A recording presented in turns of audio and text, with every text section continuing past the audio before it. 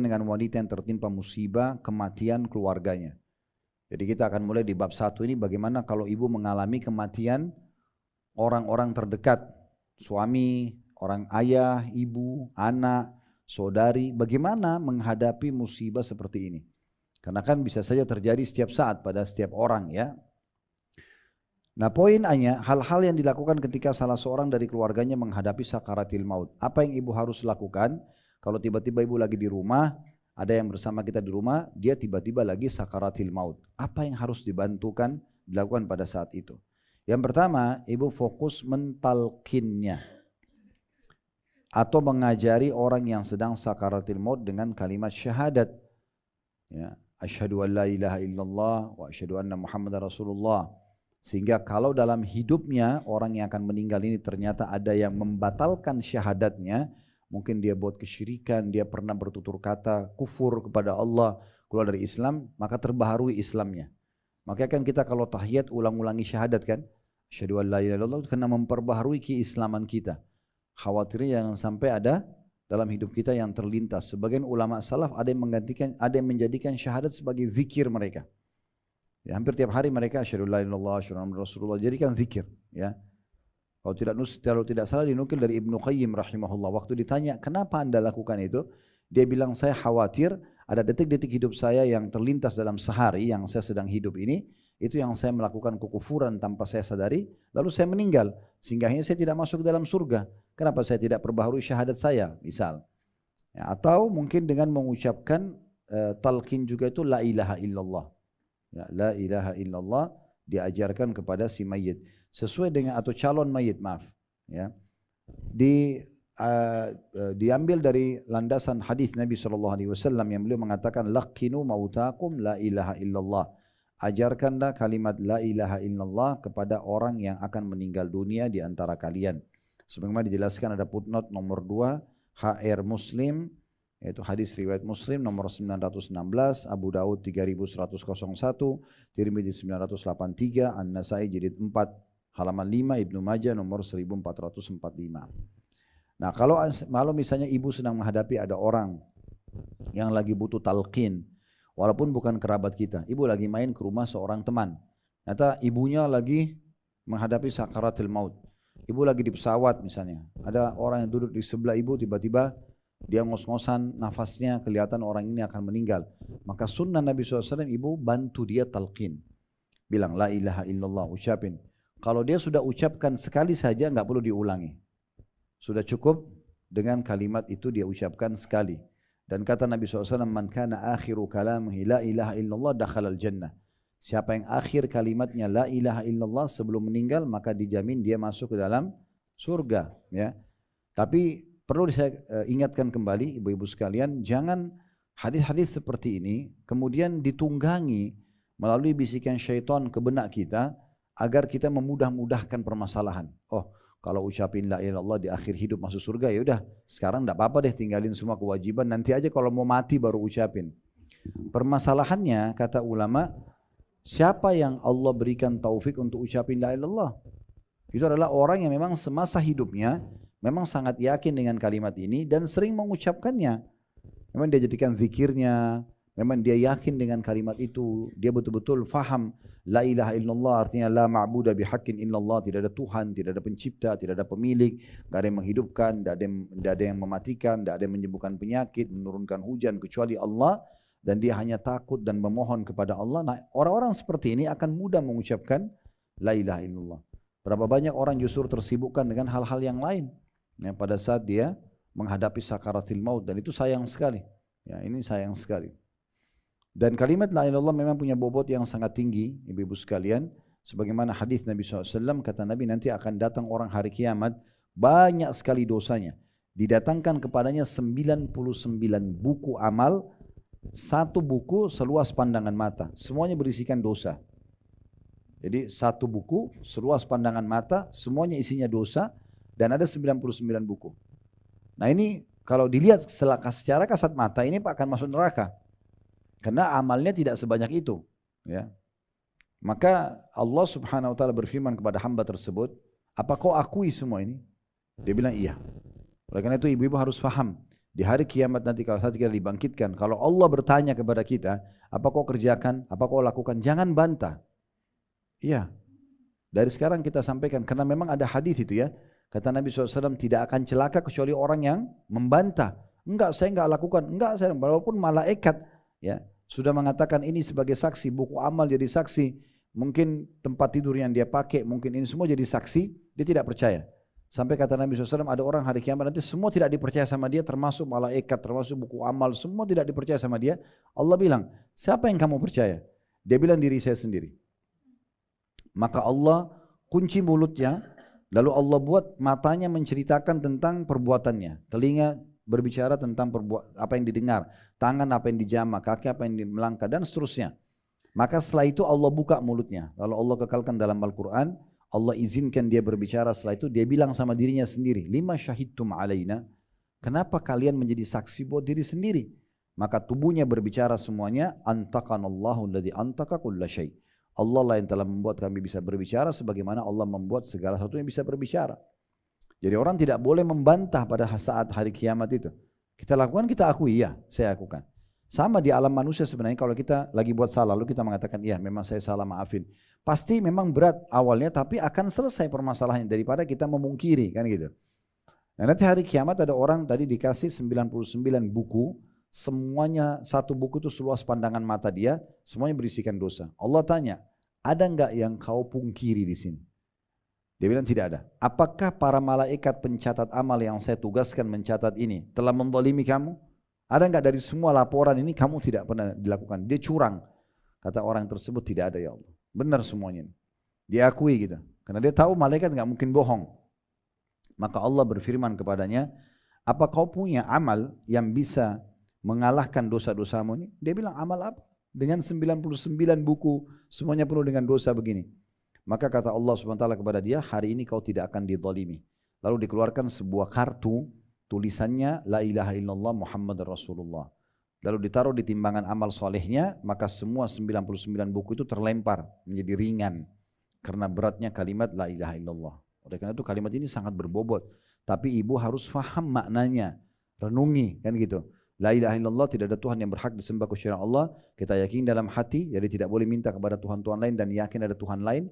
Renungi dengan fikiran, lalu aplikasikan dengan anggota tubuh. Semua yang kita kerjakan yang dibolehkan, yang kita nikmati yang dihalalkan, dan yang diharamkan semua kita tinggalkan. Nah itu aplikasinya, makanya akan memudahkan nanti kita untuk bisa mengucapkan kalimat ini di akhir. Yang kedua ibu harus lakukan, menghadapkan dia ke kiblat. Di mana arah kiblat? Arahkan wajahnya ke arah kiblat. Ya. Hal ini kata penulis berdasarkan hadis Yahya bin Abdullah bin Abi Qatadah. Ada putut nomor 3, diriwayatkan oleh Al-Hakim jadi 1 halaman 353, Al-Baihaqi jadi 3 halaman 384, dan hadis ini hasan li ghairihi, atau menjadi hasan karena dikuatkan dengan riwayat-riwayat lain. Ini termasuk dianjurkan untuk menghadapkan wajahnya ke kiblat, baik dia sebelum meninggal ataupun dia sudah meninggal, ya. Kemudian yang ketiga, memejamkan mata mayit kalau dia sudah meninggal dunia. Rasulullah SAW bersabda, Innar ruha idha qubida tabi'ahul basar. Sesungguhnya jika ruh dicabut, maka pandangan mata akan mengikutinya. Hadis riwayat Muslim nomor 920 dan Abu Daud 3102 secara ringkas. Jadi maksudnya orang kalau meninggal, setelah meninggal biasa matanya ada yang terbuka, terbelalak, itu ditutup. Ya. Sunnah Nabi SAW ditutup. Kemudian yang keempat, mendoakannya sebagai mayit, ya. Sebagaimana Rasulullah SAW mendoakan Abu Salamah radhiyallahu anhu sebagai berikut. Jadi ada satu sahabat Nabi namanya Abu Salamah. Anaknya namanya Salamah, dipanggil Abu Salamah. Meninggal radhiyallahu anhu di awal-awal Islam. Yang nanti istrinya Ummu Salamah menikah dengan Nabi SAW. Ya. Maka beliau mendoakan Abu Salamah sahabatnya, Allahumma gfir li Abi Salamah warfa darajatahu fil mahdiyin wakhlufhu fi akibihi fil ghabirin waghfir lana walahu ya rabbal alamin wafsah lahu fi qabrihi wa nawwir lahu fi. Artinya, Allahumma gfir li Abi Salamah, ya Allah ampunilah dosa-dosanya Abu Salamah, warfa darajatahu fil mahdiyin, tinggikanlah derajatnya di antara orang-orang yang mendapatkan petunjuk, wakhlufhu fi aqibihi fil ghabirin. Berikanlah penggantinya bagi orang-orang yang ada setelah, berikanlah pengganti bagi orang-orang yang ada setelahnya. Ya. Maksudnya keluarganya segala macam ada yang urus gitu ya. Kemudian waghfir lana walahu ya rabbal alamin, ampunilah kami dan juga dia wahai Rabb semesta alam. Wafsah lahu fi qabri, luaskanlah kuburannya, wa nawwir lahu fi, dan terangilah ia di dalam kuburan itu. Nah, dari doa Nabi Muhammad SAW ini Bu, berarti kita bisa ambil pelajaran. Kita dianjurkan memohon hal-hal ini untuk si mayit. Belum hafal dalam bahasa Arab, kalau ingat terjemahannya diingat saja terjemahannya. Yang paling dibutuhkan untuk orang yang meninggal adalah mohon pengampunan dari semua dosa yang pernah dia lakukan. Maka kita baca Allahumma gfir. Ya. Kemudian juga kita dianjurkan untuk mendoakan agar Allah tinggikan derajatnya. Serta yang ketiga, supaya ada orang yang mengurus keluarganya yang ditinggal. Yang keempat, diulangi lagi minta pengampunan dan diikuti dengan semoga Allah luaskan kuburannya. Jadi memang kuburan itu kan 1 kali 2 meter kita lihatnya, tapi itu di alam kita yang masih hidup. Kalau orang sudah meninggal, maka dalam sebuah hadis yang sahih riwayat Bukhari Muslim dijelaskan, kalau kuburan orang beriman itu akan diluaskan seluas pandangan mata dia. Dan dia akan melihat surganya sampai kepadanya bau wanginya, dan dibentangkan untuknya perbanai dari surga. Maka jadilah kuburannya taman dari taman surga. Mungkin kita tidak bisa lihat, tapi seperti itulah keadaan yang disampaikan dalam agama kita. Sebaliknya kalau orang kafir atau orang fasik, munafik, ini mereka justru disiksa dengan dinding kuburannya menghimpit tubuhnya sampai tulang rusuknya bersatu satu sama yang lain. Dan Nabi SAW berikan isyarat dengan menyatukan jari jemari beliau. Ya, ini keadaan kuburan yang digambarkan kepada kita. Kemudian yang dimaksud dengan dan terangilah ia di dalamnya, maksudnya diterangi dengan cahaya amal solehnya. Nanti yang ibu lakukan, ibu zikir, ibu sholat, ibu sedekah, ibu hadir majelis ilmu begini, apa saja ibu lakukan, itu nanti datang di kuburan dalam bentuk wujud makhluk yang bersih, yang bercahaya, yang wangi. Sampai dalam hadis Bukhari, mayit ini akan bilang, siapa kamu ini, sungguh sempurna ciptaan Allah dalam dirimu. Dia mengatakan, saya amal solehnya akan menemani kau sampai hari kiamat nanti. Kemudian yang kelima, setelah mendoakan, menutup seluruh badannya. Diriwayatkan dari Aisyah radhiyallahu anha bahwa ketika Rasulullah SAW wafat, maka jasad beliau ditutupi dengan kain bergaris dalam kurung buatan Yaman. Hadis riwayat Bukhari nomor 1241 dan Muslim 942, dan lafaz ini adalah lafaz Imam Muslim. Jadi maksudnya ditutup dengan kain, ini sebelum kain kafan ya, ini awal meninggal. Supaya ditutup seluruh tubuhnya termasuk bagian wajahnya. Termasuk bagian wajah. Ini sunnah yang dilakukan dan para sahabat melakukan pada jenazah Nabi Muhammad alaihi salatu wassalam. Kemudian yang keenam, segera mengurusi pemakamannya. Jangan ditunda-tunda, apalagi dibuat nginap sampai berhari-hari. Ya. Ini tidak boleh kita menghadapi mayit seperti atau membawa perasaan kita. Ada syariat yang mengatur. Mayit itu sudah tidak mau tinggal di rumah itu lagi. Dia berharap segera dibawa ke kuburan. Ya, dengarkan hadis ini. Kata Nabi SAW dalam hadis riwayat Bukhari, ada footnote di situ ya, nomor 6, hadis riwayat Bukhari nomor 1315 dan Muslim 944. Asri'u bil janazati fa in taku salihatan fa khairun tuqaddimunaha. Wa in yaku siwa dzalika fa syarrun tada'unahu ala arriqabikum. Segeralah atau bersegeralah untuk mengurus jenazah. Hari itu mati, hari itu dimandikan, dibersihkan tubuhnya, dikafan, dikubur. Gitu kan? Bahkan di masa Nabi SAW banyak jenazah dikubur di malam hari. Mereka meninggal saat itu, mereka langsung dimandikan, mereka dikuburkan. Jadi nggak tunggu anaknya dulu, nggak tunggu orang tuanya, nggak tunggu saudaranya. Ada yang datang dari Amerika, datang dari Eropa, hanya berhari-hari ditahan si mayit tersebut. Ini melanggar syariat Allah Subhanahu Wa Taala. Ya, kadang-kadang orang bilang supaya nanti lihat terakhir kali, kan sudah sering lihat, gitu kan? Dan keyakinan seorang Muslim tidak usah khawatir. Mati itu, ibu-ibu sekalian, dalam Islam adalah awal segalanya. Kita tidak mungkin melihat surga hasil balasan amal soleh kita, ya, dan kita bertemu dengan Tuhan kita Allah yang selama ini kita imani. Kita juga bertemu dengan Rasulullah SAW yang selama ini kita ikuti ajarannya, kecuali melalui kematian. Ya, melalui kematian. Makanya seorang salaf pernah menasihatin temannya, ya, teman dekatnya, Makhul namanya salaf ini atau seorang tabi'in, dinasihati oleh tabi'in yang lain. Ya, temannya mengatakan, apa kau ingin masuk surga? Maka kata Makhul, tentu saja. Siapa yang tidak ingin masuk surga? Maka kata temannya, kalau gitu cintailah kematian dan sadari dia akan datang, karena kau tidak akan masuk surga kecuali kau meninggal dulu. Jadi kita tidak perlu khawatir dengan kematian, karena mati itu sebenarnya bagi orang muslim awal segalanya. Kalau orang kafir, dia akhir segalanya. Ya. Kalau kita awal segalanya, kenapa? Karena memang kita sudah menuju kepada kehidupan abadi.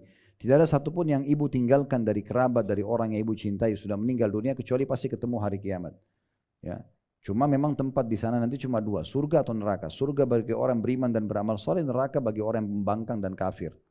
Jadi kalau tiket kita sama, iman dan amal soleh, maka pasti ketemu di sana. Bahkan sosok seorang muslim selama dia tidak murtad dari agama Islam, maka walaupun dosanya banyak akan dibersihkan di neraka, kemudian akan dimasukkan ke dalam surga. Nabi SAW mengatakan nanti akan dikeluarkan dari neraka orang-orang beriman yang bahkan sudah tinggal tersisa bagian wajahnya saja. Semuanya hangus badannya. Dikeluarkan dari neraka. Ya. Kemudian nanti mereka akan dimasukkan ke dalam sebuah sungai namanya sungai kehidupan, berada di depan pintu gerbang surga. Semua mereka dimasukkan situ. Dalam kondisi mereka hangus dimasukkan, lalu para ahli surga memercikan air tersebut ke tubuh mereka. Namanya sungai kehidupan. Maka mereka akan tumbuh, kata Nabi SAW, kembali, jadi bagus kembali semua tubuhnya, itu seperti tumbuhnya pohon-pohon kecil di saluran air. Kata Nabi SAW, tidakkah kalian lihat dia masih lemah dan warnanya hijau kekuning-kuningan? Nah seperti itu keadaannya. Lalu mereka akan dapat julukan, diberikan julukan oleh ahli surga dengan Juhannamiyun, mantan ahli neraka, gitu kan? Nanti ahli surga akan bilang begitu. Tapi Allah mengganti julukan itu, mengatakan bukan, tetapi mereka adalah utaqa'ur rahman. Maksudnya orang-orang yang zat yang maha pengasih bebaskan. Maka setelah itu mereka masuk surga dan mendapatkan derajat yang sesuai dengan yang Allah kasih. Tapi mereka masuk setelah dibersihkan dulu dosa-dosanya.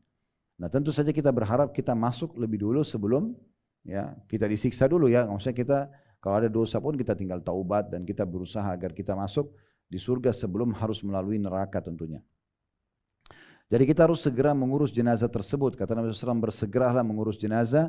Jika jenazah itu termasuk orang yang saleh, maka bersegera itu suatu kebaikan yang kalian persembahkan kepadanya. Dalam riwayat lain, kalau jenazah itu orang beriman, maka dia mengatakan segeralah, gitu kan? Karena aku ingin menuju ke surgaku. Ya. Tapi kalau dia orang kafir, dia orang munafik, maka dia akan mengatakan celakah jiwa, jasad ini. Kalian akan bawa dia kemana? Dan dia tahu dia akan menuju ke siksaan Allah Subhanahu Wa Taala. Lalu dikatakan, dan jika ia bukan termasuk orang yang saleh, bukan orang beriman dan saleh, maka kalian telah bersegera melepaskan keburukan dari pundak-pundak kalian. Maksudnya dengan kalian antar juga dia di kuburan, kalian lepas dari keburukannya. Termasuk mengurus jenazah adalah memandikan, mengkafani, mensolati dan menguburkan. Tentu yang idealnya adalah laki-laki sama laki-laki, perempuan sama perempuan, kecuali suami istri. Makanya Nabi SAW pernah bilang kepada Aisyah, wahai Aisyah, kalau kau meninggal lebih dulu dari aku, maka aku akan mengurus jenazahmu. Dari sini ulama mengatakan berarti boleh suami memandikan dan mengurus jenazah istrinya, dan sebaliknya istri untuk suaminya, ya, karena memang dasarnya mereka bisa saling melihat tubuh sementara di dunia, ya, selama mereka masih hidup. Jadi ini satu paket memandikannya sebersih mungkin, dan sunnah Nabi SAW memandikan dengan air bidara. Ya, air bidara ini biasa dipakai juga, untuk perempuan cebok pada saat haid dan nifas, pada saat mereka bersih itu suci. Daun bidara sangat baik untuk, kalau di Indonesia orang biasa pakai daun sirih atau apa, itu sebenarnya daun bidara paling efektif. Kemudian itu dipakai juga untuk mandikan mayit, dan bisa kita tambah dengan sampo, sabun, dibersihkan, dikeluarkan semua kotoran dari tubuhnya. Kemudian baru dikafani dengan kain putih. Laki-laki 2 lembar, perempuan 5 lembar. Ya.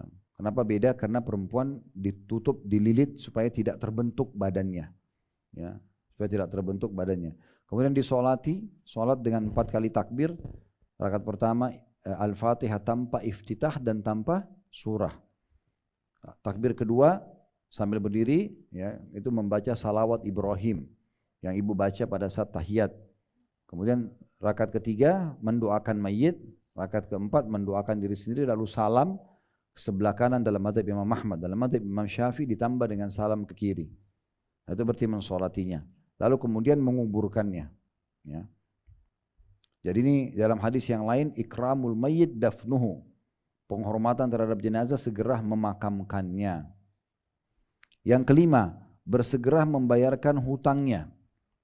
Jadi begitu mati, yang paling pertama dicari utang. Nah sekarang sebelum kita jadi mayit, toh semua akan meninggal. Ibu-ibu kalau punya utang sama siapapun, sekecil apapun, tulis di kertas. Saya punya utang sama fulan, saya punya utang sama fulan, ini nomor teleponnya. Jadi kalau tiba-tiba ajal datang, maka ahli waris kita tahu kalau kita punya utang sama siapa saja. Karena kata Nabi SAW, ruh itu bergantung antara langit dan bumi selama utangnya belum dibayar. Ini bahaya sekali. Oleh karena itu utang, Bapak Ibu sekalian, jangan dibuka kecuali memang dalam kondisi kita kepepet.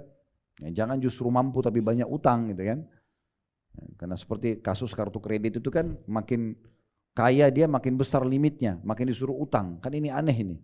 Harusnya orang kaya cash aja selesai kan gitu, supaya nggak ada utang gitu. Tapi itu yang terjadi. Jadi utang itu betul-betul darurat sekali. Yang kedua, ibu harus niat mau membayar. Karena kata Nabi SAW, siapa yang utang dan niat membayarnya, Allah mudahkan dia membayar. Siapa yang utang tidak niat membayar dari awal, Allah akan persulit.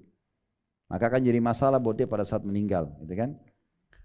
Di sini dikatakan membayar utang, segera membayar utang mayit. Diriwayatkan dari Salamah bin Aqwa radhiyallahu anhu bahwa Nabi SAW tidak mensolatkan jenazah kecuali setelah utang-utangnya dilunasi. Hadis ini riwayat Bukhari dan An-Nasa'i. Jadi kalau di masa Nabi Bu ada orang meninggal, terus diminta Nabi sholat, dikarenakan dianggap Nabi doanya mustajab. Nabi yang sholatin, dan memang kalau Nabi ada tidak pantas orang lain yang mensolatinya. Tapi pertanyaan Nabi pertama, orang ini punya utang enggak? Tentu kalau orang kafir nggak mungkin disalati, jadi muslim. Tapi Nabi tanya, apakah dia punya utang? Kalau jawabannya iya, Nabi nggak sholatin. Nabi suruh orang lain yang sholatin, gitu ya. Kecuali ada yang menjamin, ada yang mengatakan, sudah saya yang tanggung ya Rasulullah. Pernah ada satu jenazah, Nabi mau sholatin, Nabi bilang, ada utang nggak? Ada yang bilang di belakang jemaah, iya ada utangnya 2 dirham. Maka kata Nabi SAW, kalian sholati, kecuali ada yang menjaminnya. Maka ada sahabat yang lain mengatakan, ya Rasulullah saya jamin. Maksudnya setelah sholat ini saya akan bayarin utangnya itu. Maka barulah Nabi SAW mengimami sholat jenazah. Jadi kalau ada orang yang meninggal, ada utangnya, itu ulama-ulama nggak boleh sholatin. Yang boleh sholatin orang biasa. Nah, tentu kita berharap ulama ini yang lebih dekat dengan Allah, yang bisa diterima doanya, mereka yang sholatin. Tapi tidak boleh ikut kalau ada utang. Makanya utang harus segera diselesaikan. Yang paling baik ibu tulis wasiat. Ya, wasiat. Kalau wasiat itu bisa berisikan 3 hal Bu ya. Yang pertama itu utang, itu dulu nomor 1. Tulis wasiatnya, saya punya bismillahirrahmanirrahim, saya atas nama ini misalnya ya, saya pernah utang sama fulana, nomor teleponnya ini, jumlahnya 300.000, saya pernah utang sama ini 1 juta, saya pernah utang sama ini, atau utang untuk bisnis misalnya 100 juta, atau ada cicilan rumah saya belum selesai di bank ini misalnya, itu ditulis semuanya ya. Itu isi wasiat yang pertama. Isi wasiat yang kedua, ibu berwasiat, boleh berwasiat 1/3 harta ibu untuk amal soleh, untuk amal jariah. Kata Nabi SAW, Allah mengizinkan kalian memaksimalkan 1/3 harta kalian untuk menambah amal kalian. Jadi misalnya ibu tinggalin uang, meninggal 900 juta, ini contoh saja angkanya ya.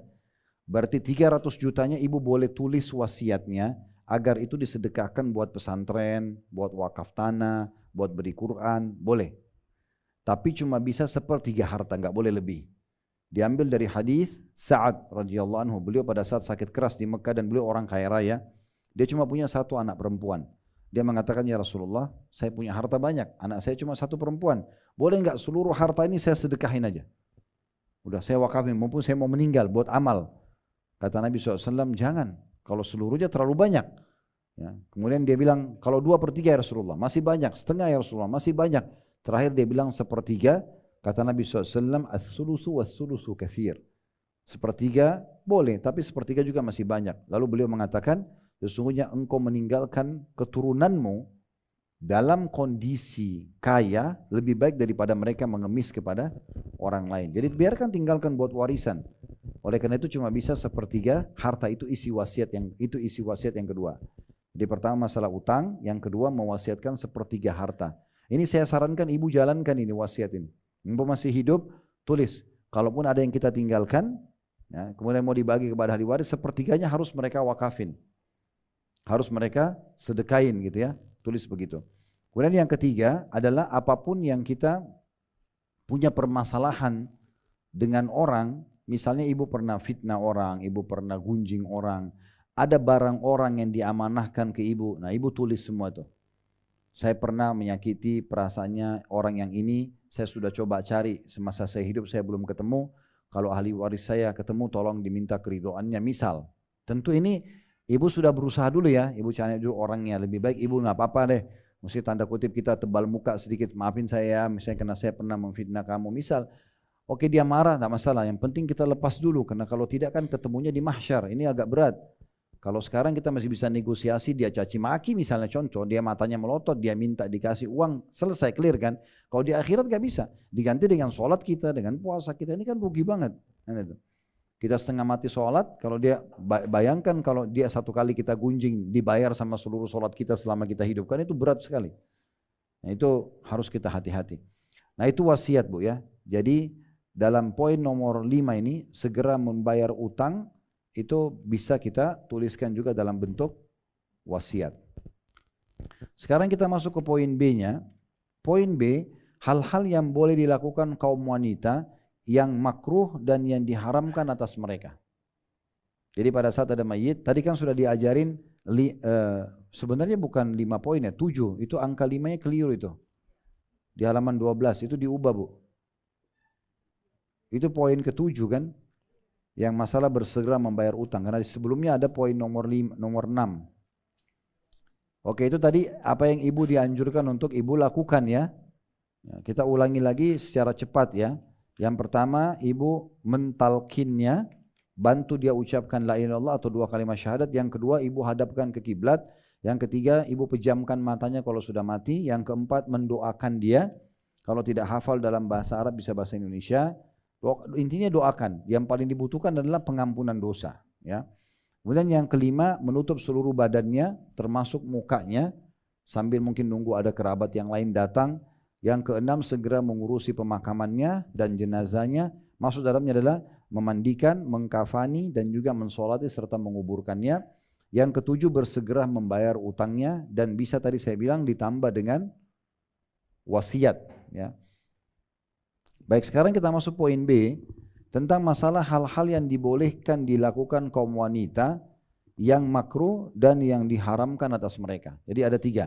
Apa yang ibu boleh lakukan, apa yang ibu makruh lakukan, lebih baik tidak dikerjakan, tapi kalau dikerjakan tidak dosa, dan mana yang ibu haram untuk kerjakan. Baik, di poin nomor 1, bolehnya membuka wajah jenazah dan menciumnya. Ini berarti boleh.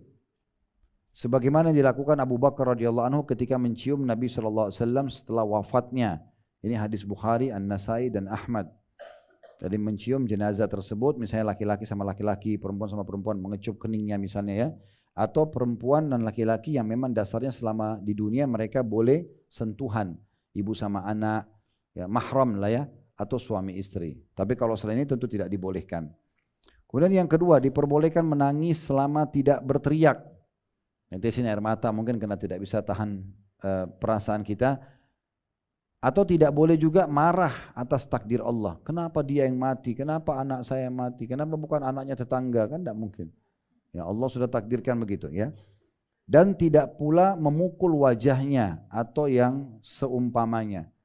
Saya tidak tahu di Indonesia ini ada yang kerjakan atau tidak. Tapi di negara Arab biasa gitu ya. Kalau ada wanita itu yang mereka sedih, yang belum paham agama, mereka pukul-pukul pipinya.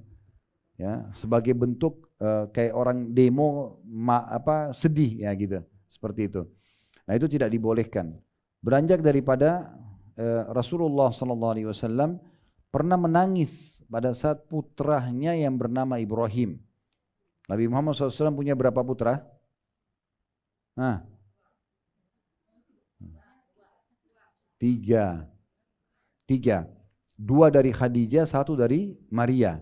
Kalau dari Khadijah itu Al-Qasim sama Abdullah. Dua-duanya meninggal masih kecil. Kalau dari Maria, Ibrahim. Nah semuanya meninggal masih kecil. 3 anak laki-laki Nabi. Kalau anak perempuan beliau ada 4. Ya, semua dari Khadijah. Dan ke-7 anak Nabi SAW ini, 3 laki-laki dan 4 perempuan, 6 orang meninggal di masa hidup Nabi. Jadi makanya kata Nabi SAW, kalau ada kalian sedang menghadapi musibah dan kalian anggap besar, ingatlah musibahku, maka musibah kalian akan kecil. Istrinya meninggal di masa hidupnya Khadijah, gitu kan? Kemudian pada saat hijrah ke Madinah, semua harta Nabi di Mekah dirampas oleh Quraisy. Jadi Nabi berangkat ke Madinah nggak punya apa-apa sama sekali. Padahal di Mekah termasuk miliardernya Mekah lah, orang kayanya Mekah, gitu kan? Rumah beliau sama Khadijah itu diambil oleh sepupu beliau sendiri dan diperjualbelikan. Makanya waktu pembebasan kota Mekah ada sahabat yang bilang, ya Rasulullah, tidak anda kembali ke rumah anda? Rumahnya sama Khadijah. Nabi SAW mengatakan tidak ada yang ditinggalkan ya oleh mereka, sudah dijual semuanya gitu. Ya, jadi Nabi SAW di sini menerima ya keputusan Allah Subhanahu Wa Taala dengan meninggalnya juga anak-anaknya setelah itu. Meninggal pamannya, meninggal anak-anaknya, dan anak-anak bayangkan 7 anak 6 meninggal. Tinggal Fatimah saja. Dan Fatimah ini meninggal 1 tahun setelah meninggalnya Nabi SAW. Itu musibah yang berat. Beliau jelas orang yang terhormat di Mekah, beliau jelas orang yang jujur, tidak pernah dusta seumur hidupnya, tapi dilempar, dinyatakan dia pendusta, dinyatakan dia penyamun, penyihir. Jadi ujian yang sangat berat. Nabi SAW itu kalau ditimpa penyakit, Bu, 2 kali lipat dari kita. Jadi kalau demam kita yang paling tinggi 40 ya. Saya kalau 40 sudah dirawat kan? Saya pernah sakit waktu di masih di Madinah 40 dirawat ke rumah sakit dan tidak bisa buat apa-apa. Jadi makan susah, tidur susah ya gitu, berat sekali. Maka Nabi SAW waktu satu kali pernah demam, itu demamnya saking panasnya keluar sampai tembus dari selimut beliau. Para sahabat, ada yang sahabat mengunjungi lalu memegang, mengatakannya Rasulullah, Anda kena demam yang tidak pernah kami lihat seperti ini. Kata Nabi SAW, benar aku diuji 2 kali lipat dari yang diujikan buat kalian. Berarti kalau kita pakai ukuran 40 tadi itu, berarti Nabi bisa 80 tuh. Jadi berat luar biasa gitu kan. Lalu sahabat ini mengatakannya Rasulullah, apakah itu berarti anda juga dikasih double pahala? Kata Nabi SAW, iya. Lalu orang ini bertanya, siapa orang yang paling berat ujiannya? Kata Nabi SAW adalah para nabi-nabi. Kemudian datang orang-orang yang mendekati iman para nabi dan datang setelahnya sesuai dengan kadar iman mereka. Nah, jadi ujian-ujian itu akan datang kepada orang-orang gitu ya. Tetapi kita dianjurkan pada saat itu menggunakan perangkat yang paling ampuh yaitu sabar. Menerima keputusan Allah lalu ikhtiar cari jalan keluar. Rasulullah SAW pada saat menangis pada saat Ibrahim putranya meninggal. Yang dari Maria ya. Yang dari Maria. Kemudian beliau SAW bersabda, Innal aina tadma'u wal qalba yahzanu wa la naqulu illa ma yarda Rabbuna. Wa inna bifiraqika ya Ibrahim wa la mahzunun. Sesungguhnya air mata bercucuran dan hati bersedih, akan tetapi kami sama sekali tidak akan mengatakan sesuatu apapun kecuali yang diridhoi oleh Rabb kami. Wahai Ibrahim, sesungguhnya kami sangat sedih berpisah denganmu. Hadis riwayat Bukhari nomor 1303. Berarti Nabi SAW ya, menangis melihat anaknya. Tapi waktu itu digambarkan dalam beberapa riwayat air mata Nabi netes saja. Nabi enggak keluarin suara sama sekali. Dan beliau mengucapkan kata-kata ini, kami sedih kau meninggal hai Ibrahim, tapi lisan kami tidak akan mengucapkan kecuali yang Tuhan kami ridho. Maksudnya kita terima ini sebagai sebuah keputusan. Ingat kita di dunia ini hanya punya status. Kita bukan pemilik yang sebenarnya. Saya misalnya sama teman-teman laki-laki semua yang punya anak, kita cuma punya status ayah, bukan pemilik anak itu. Karena tidak pernah kami bisa tentukan mau laki-laki atau perempuan. Mau tebal rambutnya atau tipis, mau matanya besar atau kecil. Begitu juga dengan ibu-ibu, statusnya status ibu, bukan pemilik anak itu. Pemilik sebenarnya adalah Allah. Allah menitipkan ke rahim ibu, lahirlah, dan kita tidak pernah tahu anak itu cacat atau normal, anak itu laki-laki atau perempuan. Nanti setelah dicek mungkin 4 bulan, 40 hari baru bisa dicek jenis kelaminnya. Tapi sebenarnya kita tidak pernah tahu, kan gitu. Kita cuma laki-laki diberikan sperma, perempuan diberikan sel telur, lalu ketemu, bisa hamil bisa tidak, sesuai dengan takdir Allah Subhanahu Wa Taala. Jadi kita bukan pemilik, makanya jangan berlebihan dalam sedih, gitu kan? Karena itu ujian dari Allah Subhanahu Wa Taala datang dan Allah mampu menggantikan kita dengan kemahakuasaannya. Yang ketiga yang bolehnya seorang istri atau seorang istri dibolehkan memandikan jenazah suaminya. Sebagaimana telah sahih dalam sebuah riwayat bahwa istri-istri Abu Bakar memandikannya atas wasiat beliau. Diriwayatkan atau ini ada footnote nomor 10 diambil dari athar dari kitab Jami' al-Ahkam an-Nisa ya, atau hukum-hukum berhubungan dengan perempuan. Kemudian yang keempat, kaum wanita dimakruhkan mengantar jenazah ke kuburan. Kita masuk sekarang ke hukum makruh. Berarti boleh, tetapi lebih baik tidak. Yaitu mengantar jenazah ke kuburan. Sebagaimana dijelaskan oleh Ibnu Taimiyah rahimahullah dalam Majmu' Fatawa beliau. Di jilid 24 halaman 355. Ya, di sini tentu panjang lebar ulama pernah saya bahas di buku At-Tadhkirah. Peringatan tentang kematian, alam barzah, surga neraka ditulis oleh Qurtubi rahimahullah. Ada buku 2 jilid berhubungan dengan masalah ini. Itu beliau nukil panjang lebar pendapat para ulama. Jadi umumnya ulama melarang wanita untuk ke kuburan karena wanita dominan perasaan. Ditakutkan nanti kalau ke kuburan malah dia tidak bisa kontrol dirinya.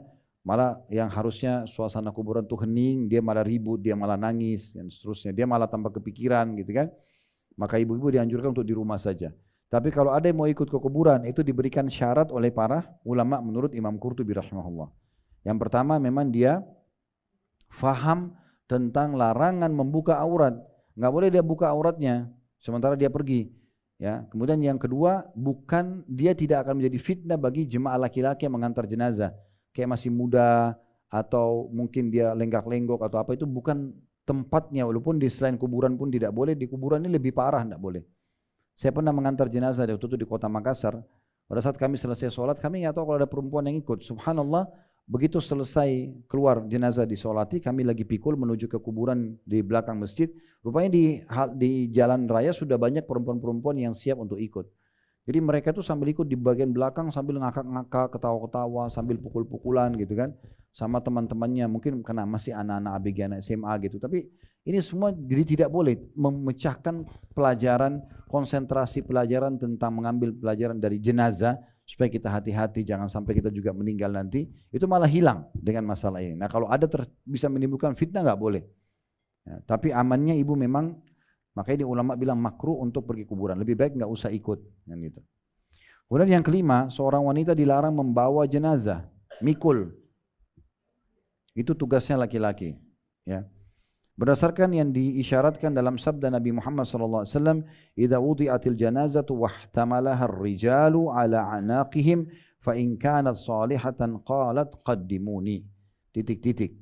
Jika jenazah telah diletakkan dan dibawa oleh para pria, kata Nabi, di atas pundak-pundak mereka, maka jika itu termasuk jenazah yang saleh, jenazah itu akan berkata, "Segerakanlah aku." Hadis riwayat Bukhari nomor 3214. Berarti di sini ada perkataan Nabi, pria yang memikul jenazah tersebut. Dan ibu perlu tahu ya, jenazah itu kalau lagi dipikul sunnahnya dipercepat. Jadi kalau lihat jenazah bisa dipikul orang buru-buru, itu memang begitu sunnahnya. Buru-buru dibawa ke kuburan. Yang keenam, kaum wanita dibolehkan mensolati jenazah. Ya. Baik itu dia sholat sendiri atau dia ikut sholat berjamaah. Ya. Diriwayatkan dari Abdullah bin Zubair radhiyallahu anhuma bahwa Aisyah pun radhiyallahu anha ikut mensolatkan jenazah Sa'ad bin Abi Waqqas. Hadis riwayat Bukhari. Ya, tentu di saf perempuan ya. Kemudian yang ketujuh, wanita tidak dibolehkan menguburkan mayit, ikut turun ke dalam liang lahat. Ya, itulah yang berlaku pada zaman Nabi Muhammad SAW dan biasa diamalkan kaum muslimin hingga sekarang ini. Maksudnya sudah seperti menjadi satu kesepakatan untuk ibu nggak usah ikut-ikutan ke kuburan aja, tadi ngantar jenazah kan sudah makruh. Nah kalau sudah turun ke kuburan malah tambah tidak boleh. Nah, itu. Tentu ini semua berhubungan dengan maslahat buat kaum wanita, karena tadi saya bilang dominan perasaan. Ya. Kemudian yang kedelapan, kaum wanita apabila berziarah dengan tujuan untuk mengambil pelajaran dan mengingat akhirat, maka boleh baginya ziarah kubur. Sebagaimana Rasulullah SAW telah bersabda, ya, atau melewati seorang wanita yang sedang menangis di sisi kuburan, lalu beliau bersabda, "Ittaqillah wasbiri." Bertakwalah kepada Allah dan bersabarlah. Hadis riwayat Bukhari Muslim. Di dalam hadis tersebut Rasulullah SAW tidak melarang wanita itu untuk berziarah kubur. Jadi Nabi pernah larang orang-orang ziarah kubur waktu di Mekah. Fase Mekah, karena kuburan umat Islam masih bisa dihitung jari orang Islam kan. Karena di Mekah itu selama 13 tahun dakwah Nabi SAW, jumlah umat Islam 153 orang. 83 orang hijrah ke Ethiopia, sisa 70 orang bersama Nabi. Ada beberapa orang yang meninggal seperti kasus Yasir radhiyallahu anhu dengan istrinya Sumayyah radhiyallahu anha, orang yang pertama mati syahid dalam Islam. Itu ada kuburannya, tetapi tidak banyak. Makanya Nabi SAW bilang, "Kuntu nahitukum an ziyaratul kuburi fazuruha." Dulu di Mekah aku larang kalian ziarah kubur. Sekarang di Madinah, karena sudah banyak kuburan umat Islam, maka boleh kalian ziarah. Fa inna tudzakkirul akhirah, karena dia mengingatkan kalian tentang akhirat. Jadi laki-laki perempuan boleh ziarah kubur. Nah, cuma yang perlu ibu tahu ada beberapa hal adab-adabnya ya. Kalau ziarah kubur ibu enggak harus di atas kuburan itu. Saya lagi di mobil lewat kuburan itu mampir sebentar niatkan untuk baca doa, kemudian ibu jalan, itu juga boleh. Nabi SAW biasa kalau ziarah kuburan Baqi para sahabat, beliau tidak harus masuk ke dalam di atas kuburannya, tapi beliau berdiri di pintu utamanya, kemudian beliau mengucapkan salam untuk seluruh mayit di situ. Itu yang pertama. Yang kedua, mendoakan mereka. Tentu cukup banyak riwayat tentang masalah doa kubur, bisa dicari nanti dihafal pelan-pelan. Kalau yang belum hafal ya, Assalamualaikum ahlil kubur, yakfirullahu lana walakum, antum salafuna wa nahnu bil athar. Semoga keselamatan tercurahkan untuk kalian penghuni kuburan, gitu kan. Semoga Allah mengampuni kami dan kalian. Kalian telah mendahului kami dan kami akan menyusul kalian. Itu diantara doanya dan cukup banyak doa orang ziarah kubur yang dianjurkan untuk baca. Kalau ibu tidak hafal atau belum hafal, ibu bisa berdoa saja. Mulai dengan alhamdulillah wassalatu wassalamu ala rasulillah, puji Allah, baca salawat dulu, kemudian bilang ya Allah ampuni ibuku, atau ya ampuni semua penghuni kuburan ini, maafkan mereka, jadikan kuburnya taman dari taman surga, terimalah amal soleh mereka, dan seterusnya. Ibu doakan begitu, jadikan kuburnya taman dari taman surga. Kalau yang baru meninggal ya Allah mudahkan pertanyaan mungkar nakir. Semua itu kita bacakan doa-doa tersebut. Nah, ini berarti menandakan boleh kita untuk ya berziarah kubur ya, bagi ibu-ibu pun boleh. Baik, kita tutup insyaallah di bab pertama ini dengan poin C-nya tentang ihdad. Ihdad itu dalam kurung berkabung. Ya. Lafaz al-ihdad atau al-hidad diambil dari lafaz haddu yang bermakna menahan atau melarang. Karena pada saat itu seorang wanita dilarang berhias, menggunakan wangi-wangian, dan dilarang dari semua hal yang menarik seseorang untuk melamarnya, juga menjauhi hal-hal yang mengundang laki-laki berkeinginan jima dengannya. Al-ihdad disyariatkan ketika seorang wanita ditinggal mati oleh suaminya. Jadi kalau ada seseorang suaminya meninggal di antara muslimah, maka dia harusnya berihdad. Itu selama 4 bulan 10 hari. Nggak boleh dandan, nggak boleh keluar rumah, nggak boleh pokoknya berpenampilan hal-hal yang bisa mengundang syahwat atau membuka diri untuk menikah dengan laki-laki lain sampai selesai masa iddahnya 4 bulan 10 hari. Maka di situ ada poin nomor 1, berkabung karena kematian suami. Seorang wanita wajib berkabung karena kematian suaminya selama 4 bulan 10 hari. Berdasarkan firman Allah Subhanahu wa taala dalam surah Al-Baqarah ayat 234. Walladzina yatawaffawna minkum wa yadharuna azwajan yatarabbasna bi anfusina arba'ata asyhurin wa asyra. Orang-orang yang meninggal dunia di antara kalian dengan meninggalkan istri-istri, hendaklah para istri itu menangguhkan dirinya atau berihdad ya, atau beriddah selama 4 bulan 10 hari. Beda kalau cerai iddahnya 3 bulan, 3 kali masa haid. Tapi kalau suami meninggal itu 4 bulan 10 hari. Diriwayatkan dari Ummu Salamah radhiyallahu anha, ia berkata, seorang wanita datang kepada Rasulullah sallallahu alaihi wasallam seraya berkata, "Wahai Rasulullah, sungguhnya putriku ditinggal mati suaminya dan ia menderita sakit pada matanya. Bolehkah aku memakaikan celak di matanya?" Maka Rasulullah SAW mengatakan tidak boleh. Wanita itu bertanya 2 atau 3 kali dan setiap kali ia bertanya jawaban beliau adalah tidak. Kemudian beliau bersabda, ia tidak boleh demikian selama 4 bulan 10 hari. Hadis ini diriwayatkan oleh Bukhari, Muslim. Di sini maksudnya pakai celak ini selain pengobatan atau menutupi matanya yang sedang sakit, juga bisa dianggap berhias. Misalnya, tapi kalau misalnya ada orang yang sakit, dia harus berobat, itu beda kasusnya ya. Dia nggak bisa di rumah pun nggak bisa diobatin, dia harus dibawa lari ke rumah sakit misalnya, maka itu berbeda. Dia dibawa kemudian dikembalikan lagi nanti kalau sudah sembuh. Ya. Kemudian yang kedua, berkabung atas kematian karib kerabat dibolehkan selama 3 hari sebagai tanda ikut berduka cita. Sebagaimana sabda Nabi SAW, la yahilu limra'atin tu'minu billahi wal yawmil akhir an tuhidda ala mayyitin fawqa 3 illa ala zawjiha. Jadi kalau suami 4 bulan 10 hari. Tapi kalau selain suami itu 3 hari maksimal. Ihdadnya, maksudnya dia tidak boleh beraktivitas di luar rumah segala macam atau dandan ya. Karena Nabi SAW mengatakan tidak halal atas seorang wanita yang beriman kepada Allah dan hari akhir berkabung atas mayit melebihi 3 hari. Kecuali apabila ditinggal mati suaminya. Hadis ini diriwayatkan oleh Muslim. Selama berkabung, wanita tidak diperkenankan memakai celak mata, wewangian atau memakai pakaian yang bercorak kecuali asbab atau ini sejenis pakaian dari Yaman. Dilarang pula untuk mengantarkan jenazah. Hadis ini riwayat Bukhari Muslim. Ya, maksudnya dia umumnya sih lebih banyak introspeksi diri di rumah ya karena meninggalnya suaminya ya. Dilarang pula memakai pewarna rambut. Ummu Salamah radhiyallahu anha berkata, dan janganlah wanita itu memakai pewarna rambut. Ini hadis riwayat Abu Daud. Di saat maksudnya dia sedang berihdad ya atau sedang sedih. Kalau kerabatnya meninggal, ibunya, ayahnya itu 3 hari. Kalau suaminya 4 bulan 10 hari. Tapi selain daripada masa ihdad atau masa iddah, itu boleh tentunya wanita mewarnai rambutnya. Ya, asal bukan warna hitam. Selain warna hitam dibolehkan. Diambil daripada perintah Nabi SAW kepada Abu Bakar As-Siddiq radhiyallahu anhu di pembebasan kota Mekah. Ayahnya Abu Bakar namanya Abu Quhafa. Itu waktu didatangkan ke hadapan Nabi, semua rambutnya sudah putih, alisnya putih, jenggotnya putih semua. Dan dia masuk Islam waktu itu, dia masuk Islam. Maka kata Nabi SAW, bawalah dia kepada salah satu istrinya untuk mewarnahi rambut dan jenggotnya dan hindarilah warna hitam. Hindarilah warna hitam. Dan Umar bin Khattab mengatakan radhiyallahu anhu, tidak ada cara yang paling efektif untuk ya menutupi uban yang berwarna putih kecuali dengan henna ya, atau bisa di Indonesia orang bilang pacar ya, jadi dipakai untuk mewarnai rambut, intinya menghindari warna hitam. Dilarang pula memakai alat-alat kosmetika, pewarna rambut, pemerah pipi, pemutih wajah ya atau bedak. Ini maksudnya kalau keluar ini ya. Di rumah itu berbeda, kalau misalnya di rumah dia tidak berinteraksi sama orang itu berbeda. Pewarna wajah atau pewarna tangan, tidak boleh pula menghaluskan wajah dan segala macam cara lain untuk mempercantik diri.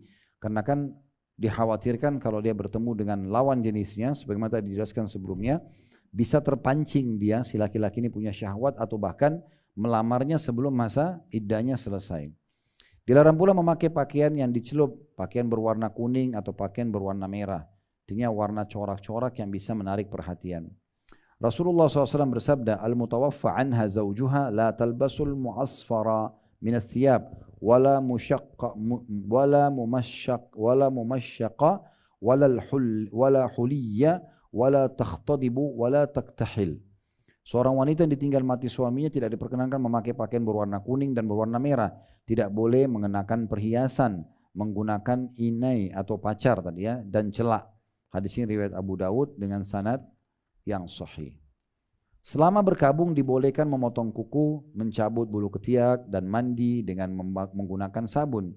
Ibnu Qudamah rahimahullah, nama seorang ulama, berkata, dibolehkan untuk membersihkan diri, mencabut bulu ketiak dan bulu-bulu lainnya yang disunnahkan mencabutnya.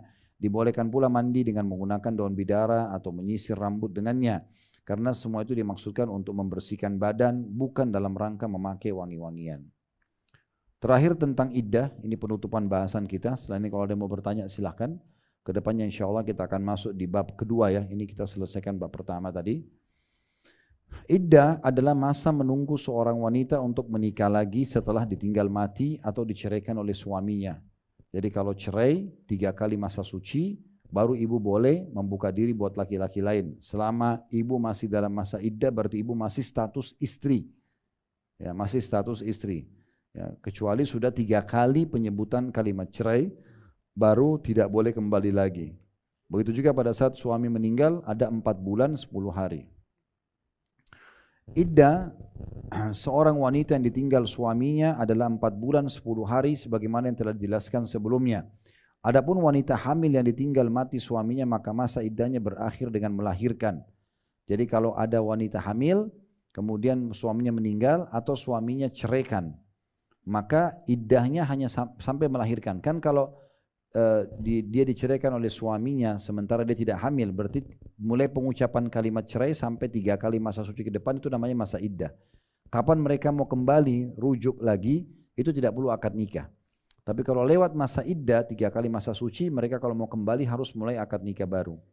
Harus mulai akad nikah baru. Nah ini tentang wanita yang tidak hamil. Kalau wanita lagi hamil, misalnya dia diceraikan oleh suaminya, sekarang diucapin, saya ceraikan kamu gini. Ternyata ketahuan dia lagi hamil, misalnya 1 bulan atau 2 bulan. Nah ini masa iddahnya bukan 3 kali masa suci karena dia tidak ada haid kan orang hamil. Nanti setelah melahirkan berarti 9 bulan ke depan, itu atau 8 bulan ke depan baru selesai. Intinya habis melahirkan baru iddahnya selesai. Berdasarkan firman Allah SWT dalam surah At-Talaq ayat 4, wa ulatul ahmadi ajaluhunna an yadha'na hamlahun. Dan perempuan-perempuan yang hamil waktu iddah mereka adalah sampai mereka melahirkan kandungannya. Nah, ini bahasan kita di bab pertama dan kedepannya insya Allah kita akan masuk bab kedua, definisi musibah dan janji Allah Ta'ala bagi orang yang istirja atau mengucapkan kalimat inna lillahi wa inna ilaihi rajiun ketika ditimpa musibah. Semoga apa yang kita bahas ini bermanfaat buat kita dan Allah ikhlaskan niat kita insya Allah. Dan semoga Allah Subhanahu wa taala menerima seluruh amal yang kita sudah kerjakan dan juga mengampuni semua dosa-dosa kita, serta Allah selalu menjaga keamanan, ketentraman, persatuan dan kesatuan serta kemerdekaan negara kita, dan Allah karuniahi negara kita ini sampai menjelang hari kiamat nanti semua pemimpinnya orang-orang yang baik, yang amanah, yang menjalankan tugas dengan baik dan juga bertanggung jawab, serta semoga Allah menolong semua saudara kita yang sedang tertindas dimanapun mereka berada, terutama di Palestina dan Gaza serta Rafah di hari-hari sekarang. Semoga Allah ikhlaskan niat mereka, terima para syuhada mereka, mulakan Islam di tangan mereka dan tangan kita semua, dan semoga Allah ikut sertakan kita bersama mereka di pahala, baik dengan doa, dengan harta, juga dengan jiwa kita. Dan semoga Allah dengan kemahamurannya menyatukan kita semua di surga Firdausnya tanpa hisab, mana disatukan dalam majlis ilmu yang mulia ini. Wa sallallahu ala nabiyina Muhammadin wa alihi wa sahbihi wa sallam, wa akhiru da'wana alhamdulillahi rabbil alamin. Subhanakallahumma bihamdika asyhadu an la ilaha illa anta astaghfiruka wa atubu ilaik. Wassalamualaikum warahmatullahi wabarakatuh.